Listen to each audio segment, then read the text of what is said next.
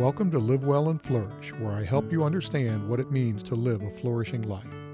I'm your host, Craig Van Slyke. If you're ready to think beyond material and external success, if you're ready to take control of who you are and the kind of life you live, if you're ready to flourish, this is the podcast for you. This is the first episode in a series of 35, I think, in which I'll present a different axiom, a different rule for living a flourishing life. These are rules that have guided my life, and I wanted to share them with you. If you want to know more about this, listen to episode 131, which is available at livewellandflourish.com/131. Here's our first axiom. Agency defines character. Are you an angry driver? I used to be. In fact, it was my little pressure valve. I'd get mad at traffic, stupid drivers, all the usual things. It was mostly harmless, or so I thought. Then one day I yelled while driving along with my wife, Tracy, in the car. I yelled at some dumb thing another driver did. Out of the corner of my eye, I noticed Tracy kind of shrinking back against the passenger door, even though I wasn't yelling at her and even though I'd never yelled at her. I realized that something in her past made her react to temperamental outbursts this way. So I had a choice to make: continue to express my anger while driving, or calm down and take traffic in stride. I decided to calm down. It took some conscious effort, and a lot of conscious effort, but I became a much, much calmer driver. I had agency over my actions, and fortunately, I chose to exercise that agency to become a better person. Honestly, it's pointless to be an angry driver anyway. You are the sum of your choices. You've probably read or heard that saying at some point. It's one of those somewhat trite but definitely true expressions. Every moment of every day, you make choices, some good, some bad. We tend to remember the big choices: who to marry, whether to take or leave a job, whether to move. These are the big, memorable choices. But in some ways, the little choices are more important to your character. Let me lay out the logic for this episode. You have the ability to make choices. If you want to be a good person, make good choices.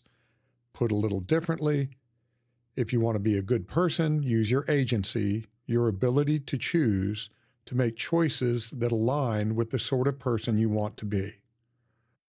This axiom ties together two important elements of living a flourishing life. The first is the concept of agency. Agency is your ability to act independently and make your own choices. You're listening to this because you choose to, and thank you for choosing to. You are in control. There are lots of things that are beyond your control, but in many aspects of life, you have at least some degree of agency. The idea of control is central to Stoicism and many other philosophies. In the words of Stoic philosopher and former slave Epictetus, some things are in our control and others not. That's a pretty well-known quote from the Enchiridion, the handbook. In fact, it's the opening line, which is one of the Bibles of Stoicism. But people often miss the next two sentences, which in some ways are equally important. Things in our control are opinion, pursuit, desire, aversion, and, in a word, whatever are our own actions. Things not in our control are body, property, reputation, command, and, in one word, whatever are not our own actions. Notice the common element in these sentences. The common thread is our own actions. Things that are in your control are the result of your own actions. Things that are not, aren't.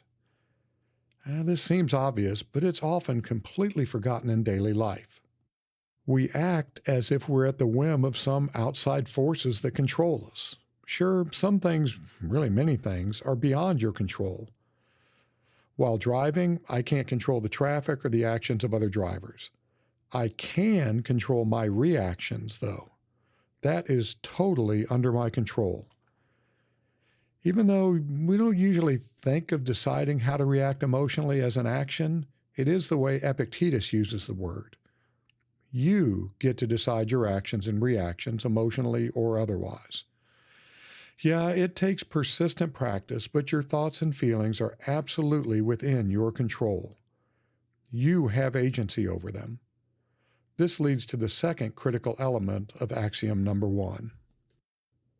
The second element comes from Aristotle's practice, habit, being process of flourishing. The Stoics tell us we have control. Aristotle focuses us on making the right choices, on exercising that control in the right way. Basically, to become something like a calm driver, you first have to consciously and intentionally practice being calm. Over time, remaining calm becomes a habitual reaction rather than something you have to do consciously. Finally, over even more time, being calm becomes part of who you are, part of your very being. These two threads run throughout this whole series of episodes and throughout the book that I'm writing. They are core truths. If you don't remember anything else, remember that circumstances do not define you, your responses do. Buddhism gives us a very practical way to gain control over our responses. Buddhist practice emphasizes the importance of the pause, the space between stimulus and response.